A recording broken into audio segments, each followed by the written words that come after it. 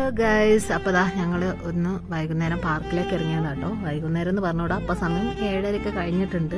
ഇപ്പോൾ 7:30 ആകുമ്പോൾ ഇവിടുത്തെ ക്ലൈമറ്റ് ഇങ്ങനെയാണ്. ഇപ്പോഴും വെയിൽ നല്ലോണം അങ്ങോട്ട് ഇതായിട്ടില്ല, ചെറിയൊരു ചൂടുണ്ട്. അപ്പോൾ ഞങ്ങൾ എന്തായാലും ഒന്ന് പാർക്ക് വരെ പോകാമെന്ന് വെച്ച് അതാ കാണുന്നതാട്ടോ ഞങ്ങളെ പാർക്ക്.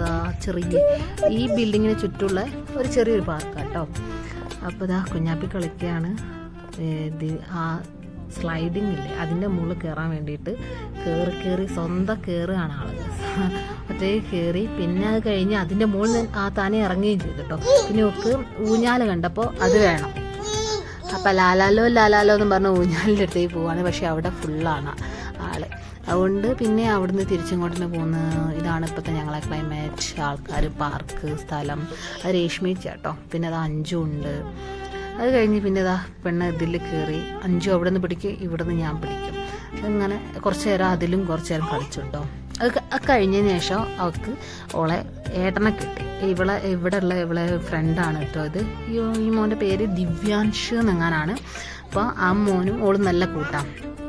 എന്നിട്ട് അപ്പോൾ ഇവർക്ക് കളിക്കാൻ വേണ്ടി മാത്രമായിട്ട് അവൻ വീട്ടിൽ പോയി ബോളൊക്കെ എടുത്ത് വന്നതാട്ടോ. എന്നിട്ട് രണ്ടാളും കൂടി കുത്തറിന് കളിക്കുകയാണ്. ഇവള് ബോളറിയും പോയി എടുത്തു കൊടുക്കും. ഇതന്നെ പരിപാടി. ഇവർ രണ്ടും അങ്ങനെ കളിച്ചിരുന്ന് പിന്നെ അത് കഴിഞ്ഞ് കുറേ ഓടി കളിച്ച് രണ്ടാളും കൂടി. അത് കഴിഞ്ഞ് ഞങ്ങളൊന്ന് പാർക്കിൽ നിന്ന് ഇവളെ കണ്ണേട്ടനെ കൊടുത്ത് ഞങ്ങളൊന്ന് ഒരു റൗണ്ട് നടന്നു വന്നു കേട്ടോ. നടന്ന് വന്ന് അത് കഴിഞ്ഞ് ഞങ്ങൾ വീട്ടിൽ വന്ന് നോക്കുമ്പോൾ എന്താ അവസ്ഥ വെച്ചാൽ അവിടെ പൂര കളിയാണ്. അവിടെ മാമനും മോളും കൂടി കളിയാണ്.